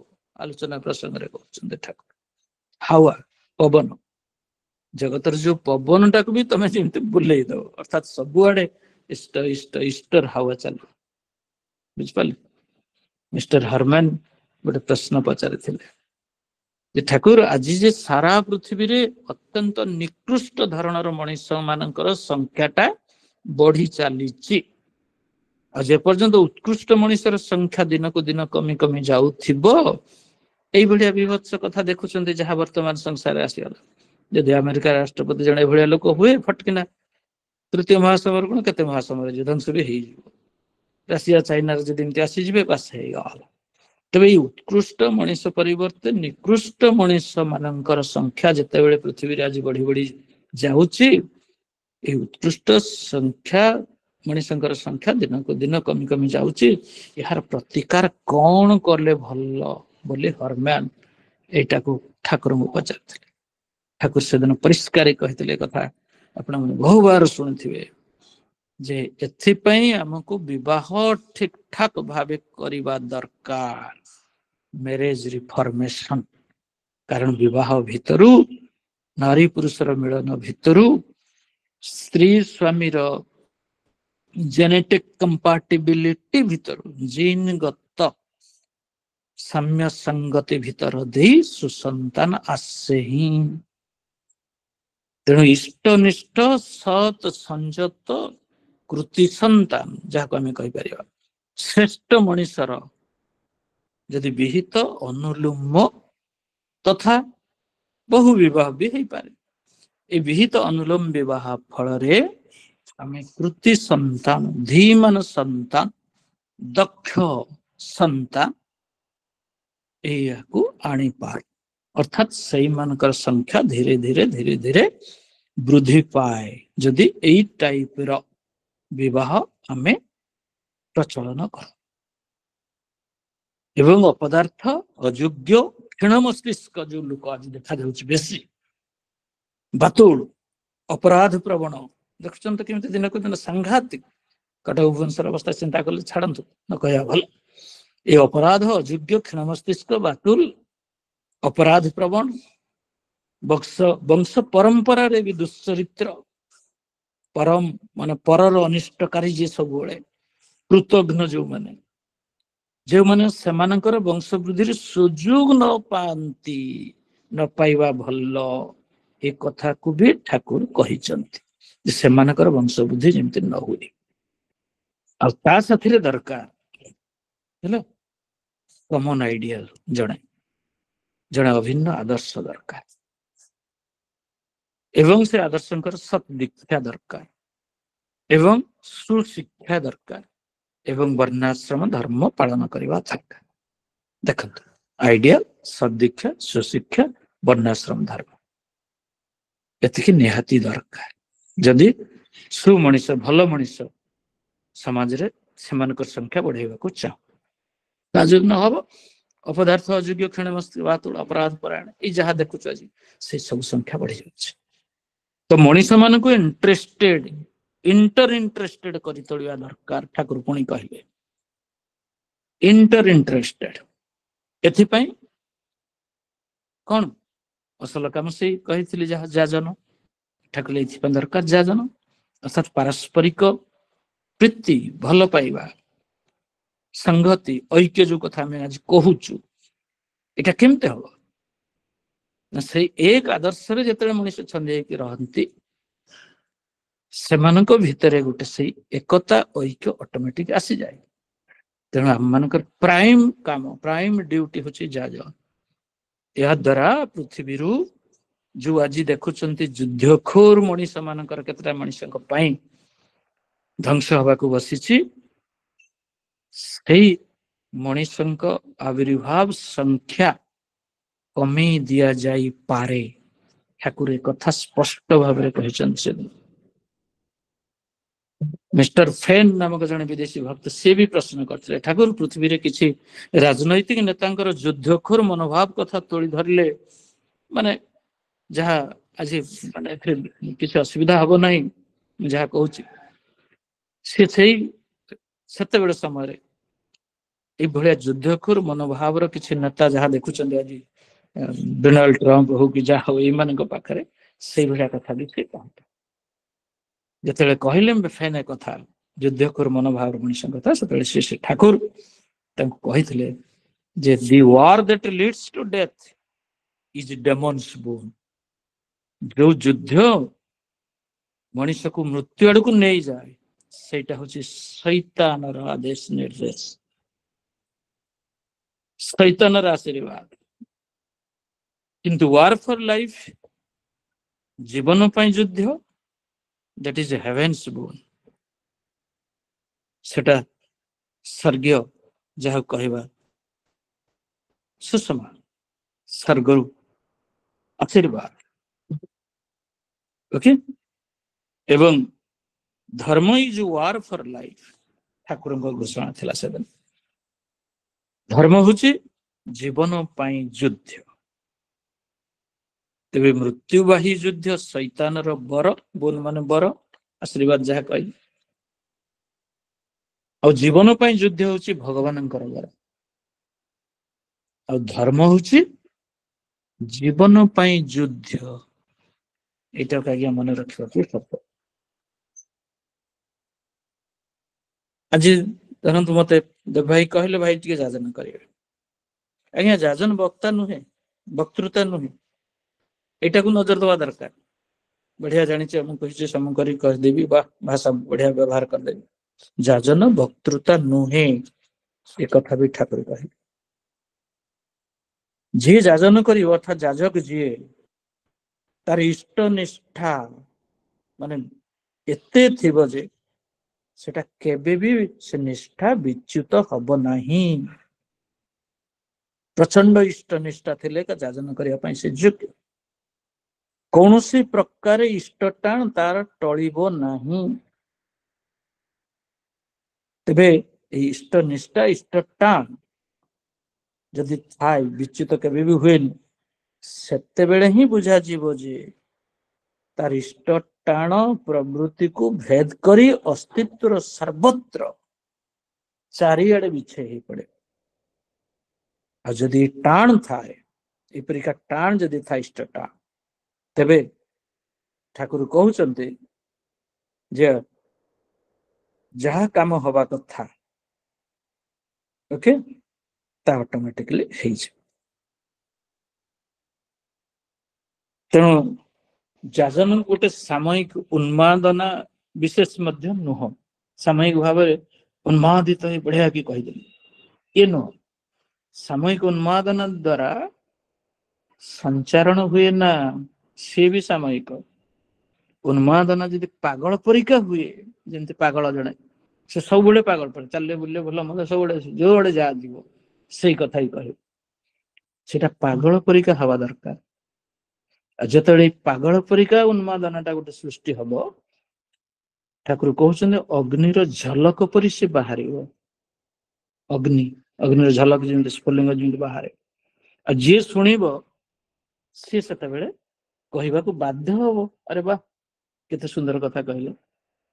ସେତେବେଳେ ଠାକୁର କହୁଛନ୍ତି ତା ପାଖରୁ ସବୁ ବାଧା ବିଘ୍ନ ହଟିଯିବ। ଇଷ୍ଟଙ୍କ ଆକର୍ଷଣରେ ତାର ଅନ୍ତର ଝକମକ କରିବ। ଖାଲି ସବୁ କିଛି ମିଠା ମିଠା ଲାଗିବ। ତାକୁ ଯିଏ ଶୁଣିବ ତାକୁ ମିଠା ମିଠା ଲାଗିବ, ବା ବା କେତେ ସୁନ୍ଦର, କେତେ ମିଠା, କେତେ ମିଠା। ଠାକୁର କହୁଛନ୍ତି ଆଖୁ ଚୋବେଇଲେ ଯେମିତି ମିଠା ମିଠା ଲାଗେ, ସେମିତି ମିଠା ମିଠା ଲାଗିବ। ତେଣୁ ଯାଜନ କଲାବେଳେ କଥା ଗୁଡିକ କିଭଳି ହବା ଦରକାର ବି ଆଲୋଚନା ପ୍ରସଙ୍ଗରେ ଶ୍ରୀ ଠାକୁର ସୁନ୍ଦର ଭାବରେ କହିଛନ୍ତି। ଦିନେ ଠାକୁର ପ୍ରାତଃ ସମୟରେ ସକାଳ ସକାଳ ମାତୃ ମନ୍ଦିର ବାରଣ୍ଡାରେ ବସିଥାନ୍ତି, ପାଖରେ ବହୁତ ବଡ ବଡ ଭକ୍ତ ସବୁ ବସିଥାନ୍ତି। ସେତିକିବେଳେ ସେ ଠାକୁର କହିଲେ ଯେ ଯେତେବେଳେ ଲୋକ ସଙ୍ଗେ କଥା ହେବେ ଆପଣ ମାନେ, ତମର କଥା, ଆପଣ ମାନଙ୍କର କଥା ଏଭଳି ହବା ଦରକାର ଯାହା ଦ୍ୱାରା ସେଟା ପ୍ରୀତିପୂର୍ଣ୍ଣ କଥା ହବା ଦରକାର, ଲଭିଂଲି। ଆଉ ସେ କଥା ପେନିଟ୍ରେଟ କରିବା ଦରକାର, ଅନ୍ୟ ଭିତରେ ପ୍ରବେଶ କରିବା ଦରକାର। ଆଉ ସେତେବେଳେ ମଣିଷ ତୁମର ଯାଜନକୁ ତା ଛାତି ତଳେ ପୁରେଇ ଦବ। ଅର୍ଥାତ୍ कहते जमती माने बुक्रे पूरा जमती तार उन्मादित भावटा सृष्टि हो से कथा शुणिक बुझे तेणु जाजन हवा दरकार स्वीट स्वीट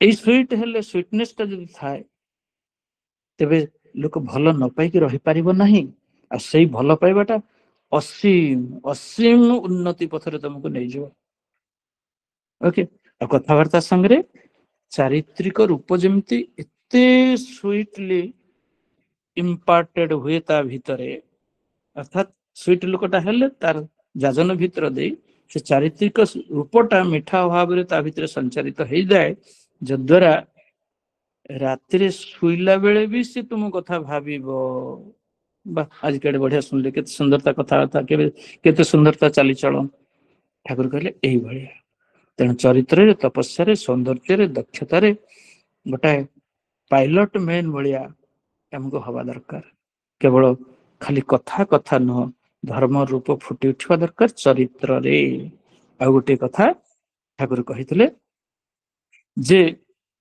କୌଣସି ଗୋଟାଏ କଥା କେତେବେଳେ ବି କମ୍ପ୍ରମାଇଜ କରିବାକୁ ଯିବନି କିନ୍ତୁ ତା ବୋଲି ବିରୋଧକୁ ନ ଡାକି ଆଣ ମାନେ ବିରୋଧକୁ ବି ଡାକି ଆଣ ନାହିଁ ଯଦ୍ୱାରା ତମ ମଣିଷ ବିରୋଧ କରିବେ ସେଭଳିଆ ପରିବେଶ ସେଭଳିଆ ପରିସ୍ଥିତିରେ ସେ କଥା ସବୁ କୁହ ତେବେ ଏଇସବୁ କଥା ନାହିଁ ଯାଜନ ସମୟରେ ଆମେ ବହୁତ କଥା କହୁ କିନ୍ତୁ ଠାକୁର ନିଜେ ଯାଜନ ସମୟରେ ବେଶୀ ଭାଗ ଲୋକ ଜଣେ ପ୍ରଶ୍ନ କଲେ ବାଜେ କଥା କହନ୍ତି ସମୟ ନଷ୍ଟ କରିଦିଅନ୍ତି ଯାଜନ କଲା ବେଳେ ଆର୍ଗୁମେଣ୍ଟ କରିବା ବି ଉଚିତ ନୁହଁ no argument should be there ତେଣୁ ଯାଜନ ଠାକୁର କହୁଛନ୍ତି ସର୍ବୋପରି ଇଷ୍ଟାନୁରାଗର ଗୋଟେ ଲକ୍ଷଣ ଯାହାର ଅନୁଶୀଳନ କରାଯାଏ ତାହା ହିଁ ବଢିଯାଏ ଯାଜନ କରିବାକୁ ଗଲେ ପ୍ରବୃତ୍ତି ଉର୍ଦ୍ଧ୍ୱକୁ ଉଠିବାକୁ ପଡେ ପ୍ରବୃତ୍ତି ଉର୍ଦ୍ଧ୍ୱକୁ ଯଦି ନ ଉଠ କମ୍ପ୍ଲେକ୍ସ ଏବଭ କମ୍ପ୍ଲେକ୍ସ ଯଦି ନ ହୁଅ ଅର୍ଥାତ୍ ତମର ଯଦି ପ୍ରବୃତ୍ତି ନିୟନ୍ତ୍ରିତ ତମ ଦ୍ୱାରା ଯଦି ନ ହେଇଛି ତେବେ ସେ ଯାଜନ ନୁହଁ ଆଉ ଇଷ୍ଟ ବିନା ଯାଜନ ନୁହେଁ ଇଷ୍ଟକୁ ସବୁବେଳେ ଭିତରେ ରଖିଥିବ ସେତେବେଳେ ନିଜର ପ୍ରବୃତ୍ତିକୁ ନେଇ ନିଜର ଉପକାର କରାଯାଏ ଯଦି ଇଷ୍ଟ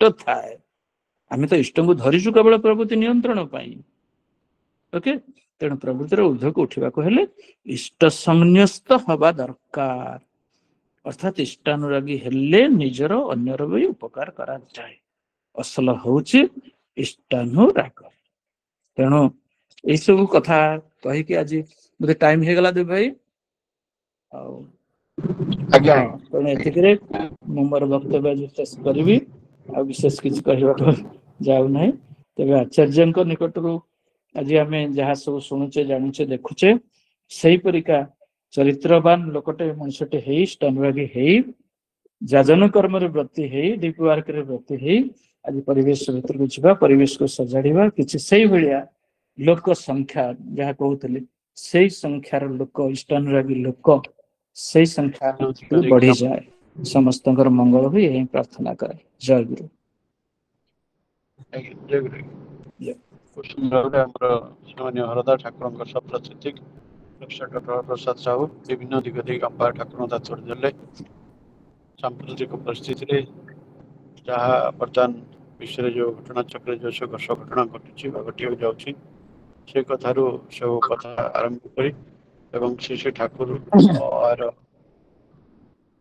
ଭବିଷ୍ୟତ କଥା କହିଥିଲେ ଏବଂ ତାର ସମାଧାନର କଥା କହିଥିଲେ ସେ କଥା ପାଖରେ ତୋଳିବାକୁ ଯାଇ ଆଉ ଯେ ପ୍ରକୃତି କିଭଳି ସମତା ରହିବ ଇକୋଲୋଜିକାଲ ବାଲାନ୍ସ କିଭଳି ରହିବ ଆଉ ସେଥିପାଇଁ କ'ଣ କ'ଣ କରଣୀୟ ସେ କଥା ମଧ୍ୟ ଆମ ପାଖରେ ସବୁ ତୋଳି ଧରିଲେ ଆଉ ଏ ନାମ ଧ୍ୟାନର କଥା ଆଉ ନାମ କରିବା ଦରକାର ଧ୍ୟାନ କରିବା ଦରକାର ଆଉ ଧ୍ୟାନ ସହିତ ଅନୁରାଗ ଦରକାର ଅନୁରାଗ ସହିତ ଚରିତ୍ର ନିୟନ୍ତ୍ରିତ ହେବା ଦରକାର କଥା ଆମ ପାଖରେ ତୋଳି ଧରିଲେ ଏବଂ ବିଶେଷରେ ଯାଜନ ସମ୍ପର୍କରେ ଅନେକ ଗୁଡ଼ିଏ ତତ୍ତ୍ୱପୂର୍ଣ୍ଣ କଥା ସବୁ ଆମ ପାଖରେ ତୋଳି ଧରିଲେ ଆମମାନେ ଆମର ସମାନ ହରଦାଙ୍କର ସୁସ୍ଥ ସୁଦୀର୍ଘ ନିରାମ ଜୀବନ ପାଇଁ ଠାକୁରଙ୍କ ଶ୍ରୀଚରଣ ପ୍ରାର୍ଥନା ଜଣାଇବା ଏମିତି ପ୍ରଭୁଙ୍କ କଥା କହିକି ଆମ ମନ ପ୍ରେରଣା ପୁଷ୍ଟ କରିଥାନ୍ତୁ ଏ ଧାରା ହିଁ ତାଙ୍କର ଅଭ୍ୟାସ ଥାଉ ଏହା ହିଁ ଠାକୁରଙ୍କ ଶ୍ରୀଚରଣ ପ୍ରାର୍ଥନା ଆଜ୍ଞା ଜୟ ଆସନ୍ତାକାଲିର ସତ୍ସଙ୍ଗ ପ୍ରତିଦିନ ଭଳି ନିବେଦନ କରିଛନ୍ତି ଆମର ସହିତ ଜଗଦୀଶ ଭାଇ ଠାକୁରଙ୍କର ପବିତ୍ର ପାଞ୍ଜାଦାର କର୍ମୀ ଶ୍ରୀଯୁକ୍ତ ଜଗଦୀଶ କୁମାର ସାମନ୍ତରାୟ ଆସନ୍ତାକାଲି ସତ୍ସଙ୍ଗରେ ଆମେ ଯୋଗଦାନ କରିବା ଆଉ ବର୍ତ୍ତମାନ ଆମର ସଦ୍ୟ ଶଙ୍କର ଭାଇ ଶ୍ରୀଯୁକ୍ତ ଭବାନୀ ଶଙ୍କର ମହାପାତ୍ର ସମାପନୀ ସଙ୍ଗୀତ ପରିବେଷଣ କରି ଧ୍ୱନି ଦେଇ ସତ୍ସଙ୍ଗ ସମାପନ ହେବ। दादा जय गुरु जय गुरु जय गुरु।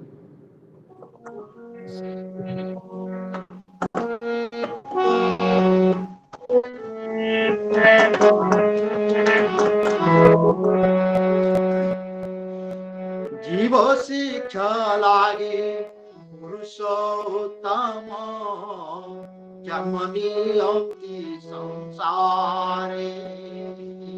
जीव शिक्षा लागे पुरुषोत्तम जन्म नियति संसारे।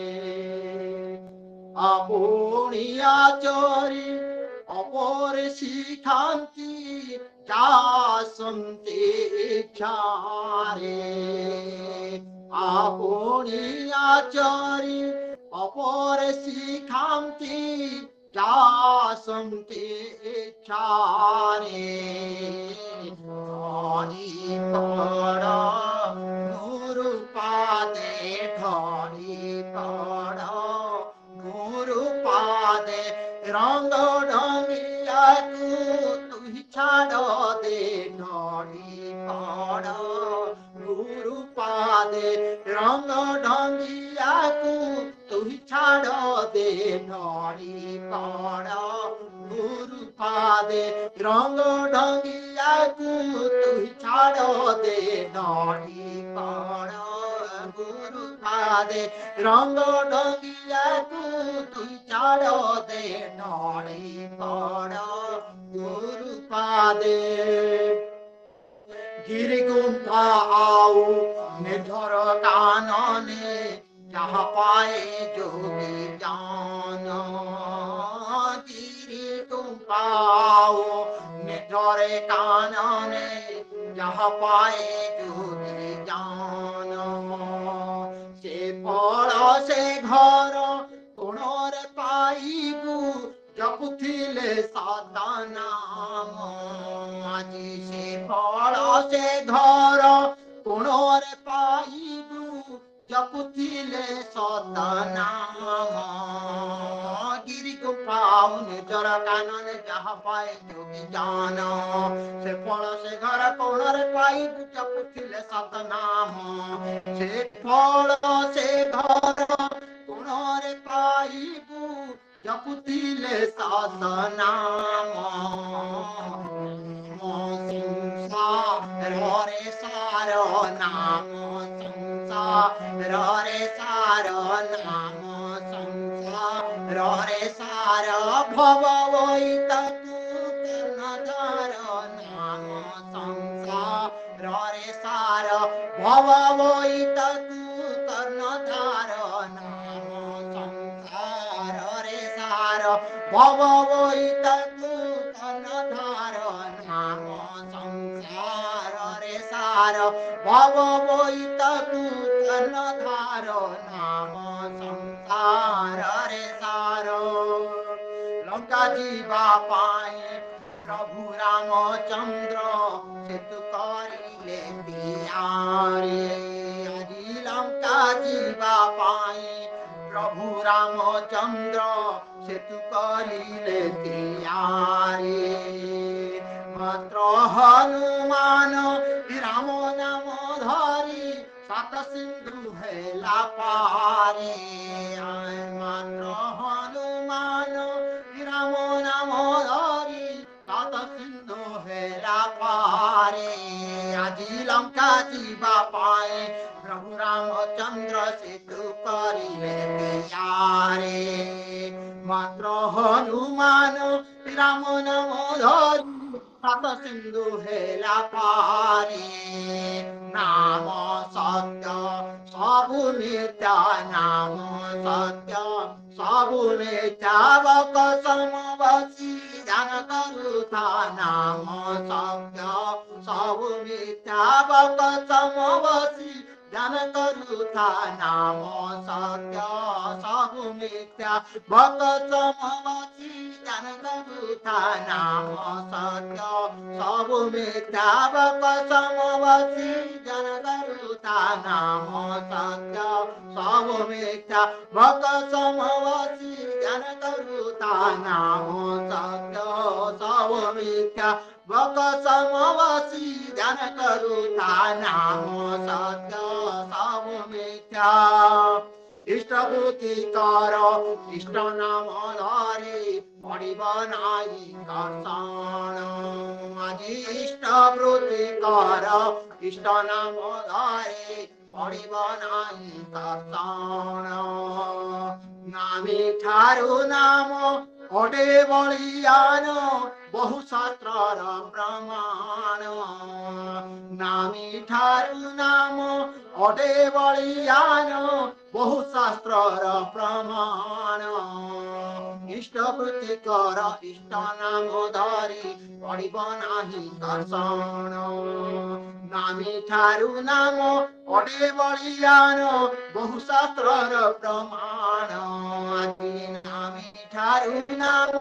अटे बलियान बहु शास्त्रर प्रमाण नाम रस जापी नाम रस जापी नाम संगे जीवन जीवे केही नाम रस जापी नाम संगे जीवन जीवे केही नाम रस जापी नाम संगे जीवन जीवे केही नाम रस जापी नाम संगे जीवन जीवे केही नाम रस जापी नाम संगे जीवन जीवे केही नाम रस जापी नाम संगे जीवन जीवे केही नाम रस जापी नाम संगे जीवन जीवे केही नाम रस जापी नाम संगे जीवन जीवे केही नाम रस जापी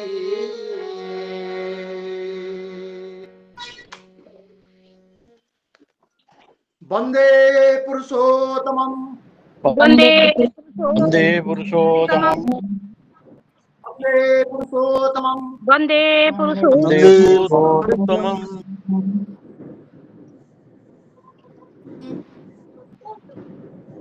वंदे पुरुषोत्तमं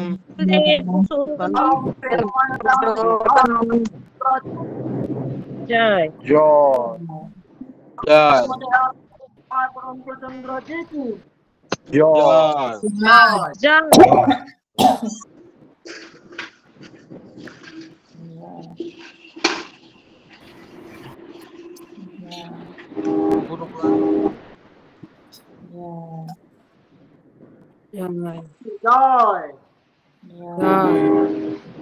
जय जगत जननी श्री श्री वर्मा की जय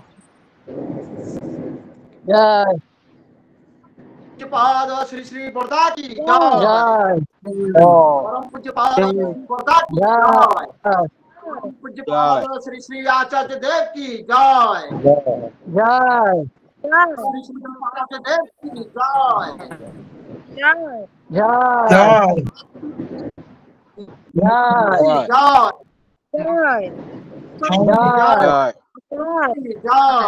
जय वंदे पुरुषोत्तमं वंदे आद्य पितॄन् वंदे मातुवर्गान् वंदे अहं कृष्णदेवतं वंदे पुरुषोत्तमं वंदे पुरुषोत्तमं परम प्रेममय परम दयालु श्री श्री ठाकुर प्रचंद्र जी की जय गुरु जय प्रणाम दादा जय गुरु दादा मामन को जय गुरु जय गुरु समस्त को जय गुरु दादा जय गुरु दादा ଜୟଗୁରୁ ସମସ୍ତ ଦାଦା ମା ମାନଙ୍କୁ ଜୟଗୁରୁ।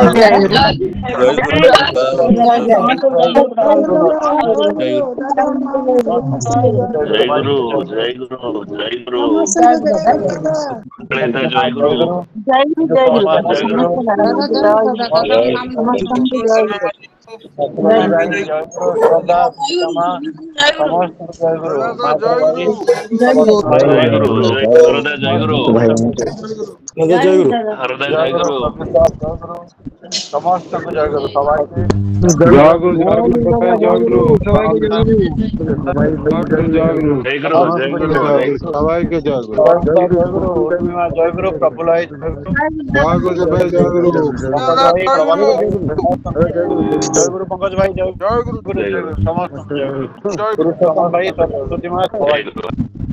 ଜୟଗୁରୁ ପ୍ରଣାମ ଜୟଗୁରୁ ପ୍ରଣତା ଆଜ୍ଞା ଜୟଗୁରୁ ଜୟଗୁରୁ ଜୟଗୁରୁ ସୁଦାମା ବିଶ୍ରାନ୍ତ ଭାଇ ସମସ୍ତଙ୍କୁ ଜୟଗୁରୁ ଉଚ୍ଚାରଣୀ ମା ଶାନ୍ତ ଭାଇ ସମସ୍ତଙ୍କୁ ଜୟଗୁରୁ ହେମାଙ୍ଗିନୀ ମା ପ୍ରସଙ୍ଗୀ ମା ପ୍ରଣତା ଉର୍ମିମା ସମସ୍ତଙ୍କୁ ଜୟଗୁରୁ